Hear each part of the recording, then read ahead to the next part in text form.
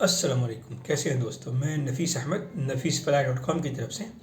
दोस्तों, हमारी एक सीरीज़ चल रही है और मैंने शुरू किया है नया सीरीज़ जिसमें मैं कंटिन्यूसली इंशाल्लाह 20 वीडियो बनाऊंगा, ठीक है। जिसमें जो है हम लोग इंपोर्ट एक्सपोर्ट की बात करेंगे, इंपोर्ट एक्सपोर्ट को सीखेंगे, जानेंगे कैसे हमें इस बिज़नेस को किया जाता है। बेसिकली मैं खुद एक एक्सपोर्टर हूँ, मैं खुद माल एक्सपोर्ट करता हूँ, इसलिए जो है मैं चाहता हूँ कि दूसरे लोग भी करें, दूसरे लोगों का भी फ़ायदा हो। तो मैंने एक वीडियो बनाई थी कल, कुछ दिन पहले, करीब 10-12 दिन पहले, मेरे को याद भी नहीं है। और उस वीडियो में मैंने आप लोग को बेसिक चीज़ें, जो बेसिक रिक्वायरमेंट है अगर आपको इंपोर्ट एक्सपोर्ट बिजनेस करना है, उसके बारे में बताया था। अगर आपने उस वीडियो को नहीं देखा तो मैं लिंक जो है डिस्क्रिप्शन में दे दूँगा, आप लोग वहाँ से जाके चेक कर सकते हैं उस वीडियो को, ठीक है। तो उसका मैं थोड़ा खुलासा ही बता देता हूँ आप लोगों को कि अगर आपको इंपोर्ट एक्सपोर्ट का बिज़नेस करना है तो सबसे पहली जो बेसिक नीड है वो है एक फ़र्म की, ठीक है। एक कंपनी होनी चाहिए, चाहे कंपनी हो प्राइवेट लिमिटेड हो, प्रोप्राइटरशिप हो, पब्लिक लिमिटेड हो, एलएलपी हो, ठीक है, जो भी हो।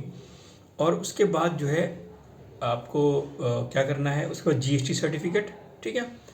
और उसके बाद करंट अकाउंट 3, और चौथे नंबर पे है आपका आईसी कोड।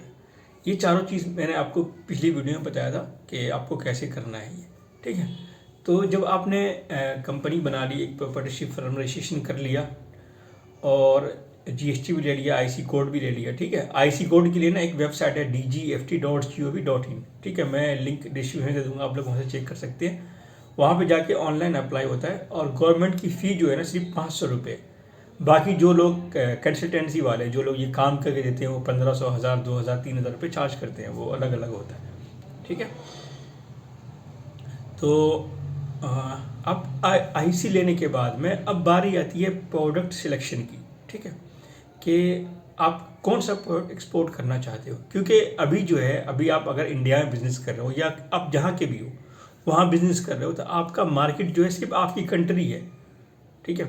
या आप जिस मोहल्ले के अंदर, जिस शहर के अंदर है, वो मार्केट है आपका। लेकिन अगर आप इंपोर्ट एक्सपोर्ट करने जा रहे हो तो फिर आपका मार्केट जो है वर्ल्ड वाइड है, पूरी दुनिया है, ठीक है, जिसको आप अपना सामान सेल कर सकते हो। तो उसके लिए सबसे ज़रूरी चीज़ है प्रोडक्ट, और प्रोडक्ट का नॉलेज, ठीक है। आप जो चुष्मा के कंपनी डिसीजन कर लिया, कुछ भी एक्सपोर्ट करना शुरू कर दिया, बायर ने कुछ पूछा, हमें खुद पता नहीं है क्या होता है, ठीक है, ऐसा भी होता है। तो इसलिए जो है आप जिस प्रोडक्ट को एक्सपोर्ट करने जा रहे हो या जिस प्रोडक्ट को आप सेल करोगे, पहले उस प्रोडक्ट की जानकारी लें, मालूमात लें उसके बारे में, ठीक है। फिर उसको जो है हम उसको रीसेल करेंगे, ताकि अगर हमें हमारा जो बायर है, जो परचेज़ करने वाला है, वो कुछ भी पूछे तो हम उसको जवाब दे सकें। तो अगर आप जैसे कोई प्रोडक्ट, फॉर एग्जांपल अगर आप एग्रीकल्चर प्रोडक्ट जो नॉर्मली लोग एक्सपोर्ट करते हैं, थोड़ा सस्ते में वो हो जाता है इसके लिए। तो अगर आप एग्री प्रोडक्ट, जैसे जो खाने पीने की चीज़ें हैं, जैसे कि दाल चावल आलू प्याज ये सब वगैरह, सब्ज़ी वगैरह, अगर आपको एक्सपोर्ट करना है तो उसके लिए ना एक RCMC आता है। RCMC बोलते हैं रजिस्टर्ड कम मेंबरशिप सर्टिफिकेट को। ये आप जिस टाइप का ही प्रोडक्ट है, तो हर प्रोडक्ट का एक RCMC होता है।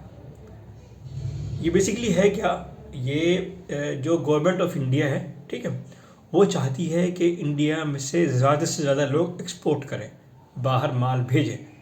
इससे क्या होगा कि जो बाहर की करेंसी है, फॉरेन करेंसी जो है, वो इंडिया में आएगा, ठीक है। और उससे जो है, जो हमारा देश है, हमारा भारत प्यारा देश है, उसकी करेंसी को मजबूती मिलेगी, उसकी इकोनॉमी को मजबूती मिलेगी, ठीक है। उससे उसका ग्रो होगा। इसलिए जो है गवर्नमेंट सपोर्ट करती है एक्सपोर्टर्स को, जो एक्सपोर्ट करने वाले हैं उनके सपोर्ट के लिए हर प्रोडक्ट का, चाहे आप एग्रीकल्चर प्रोडक्ट एक्सपोर्ट कर रहे हो तो उसके लिए एक अलग से RCMC है, ठीक है। अगर आप गारमेंट एक्सपोर्ट कर रहे हो तो एक उसके लिए अपैरल RCMC है। यानी हर स्पाइस अगर आप एक्सपोर्ट कर रहे हो, जैसे कि मसाले वगैरह हो गए, तो उसके लिए एक अलग अलग से RCMC है। हर प्रोडक्ट का गवर्नमेंट ऑफ इंडिया ने एक बॉडी बना रखा है जो है एक्सपोर्टर के सपोर्ट के लिए, हेल्प के लिए। अगर आप उसका मेंबरशिप लेते हो तो जैसे IC कोड है, उसका फ़ी 1 मरतबा है, ठीक है। लेकिन जो जो एक्सपोर्ट प्रमोशन काउंसिल हैं उसके जो है फ़ीस होते हैं 5000, 8000, 10000, 15000। कोई सालाना है, कोई 2 साल का, कोई 3 साल का। वो आपके ऊपर डिपेंड करता है कैसे कौन सा प्रोडक्ट एक्सपोर्ट कर रहे हो, ठीक है। उसके हिसाब से आपको RCMC लेना पड़ेगा। RCMC वाले क्या करते हैं कि बहुत मतलब ना एग्जीबिशन करते हैं, ठीक है, उसमें आपको बुलाएंगे, वहाँ से आप बायर ले सकते हैं, उनसे बायर का डाटा ले सकते हैं।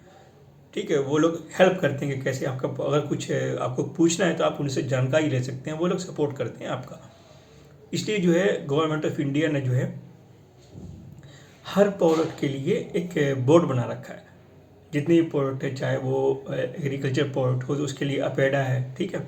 अगर गारमेंट है तो उसके लिए एक अलग से बोर्ड है, स्पाइस बोर्ड है, ठीक है। जो प्रोडक्ट एक्सपोर्ट करना आपको उसका एक अलग हलेक का एक RCMC लेना पड़ता है। जैसे मैं राइस एक्सपोर्ट करता हूँ, हमारी कंपनी राइस एक्सपोर्ट करती है, तो ये एग्रीकल्चर के अंदर आता है और हमने अपेडा का मेंबरशिप ले रखा है। ओके, अपेडा का सर्टिफिकेट हमारे पास में।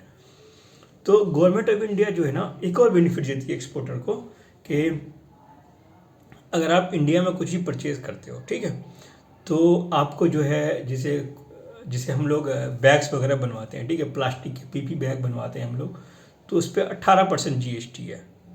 लेकिन अगर आप एक्सपोर्टर हैं और आप एक्सपोर्ट कर रहे हैं तो एक LUT आता है, लेटर ऑफ अंडरटेकिंग आता है। अगर वो ले लेते हैं आप तो आपको 0.1% यानी नील जो है टैक्स आपको भरना रहेगा। आप जो है आपका जो गुड्स आप परचेज करेंगे तो वो टैक्स फ्री रहेगा, उस पर टैक्स नहीं लगेगा, ठीक है, अगर आप एक्सपोर्ट के लिए परचेज कर रहे हो तो ये सारी गवर्नमेंट जो है बेनिफिट देती है ताकि जो है फॉरेन करेंसी जो है हमारी कंट्री के अंदर आए। इसी तरह जो NRI हैं, जो इंडिया के लोग बाहर रहते हैं और फिर जो है वो इंडिया में पैसे भेजते हैं, तो एक तरह से समझ लो अपने देश का, हमारे देश का कंट्रीब्यूट कर रहे हैं उसमें, इकोनॉमी को ग्रोथ करने में, बढ़ाने में जो है कंट्रीब्यूट कर रहे हैं एक तरह से।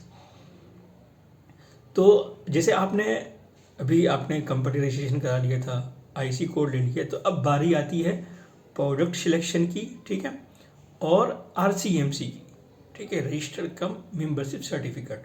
तो जो प्रोडक्ट आप एक्सपोर्ट करने वाले हो, जिस प्रोडक्ट को आपको एक्सपोर्ट करना है, उस प्रोडक्ट का RCMC लेना पड़ेगा आपको। और RCMC का एक फ़ायदा ये भी है कि कई मरतबा क्या होता है कि गवर्नमेंट जो है बेनिफिट देती है एक्सपोर्टर को।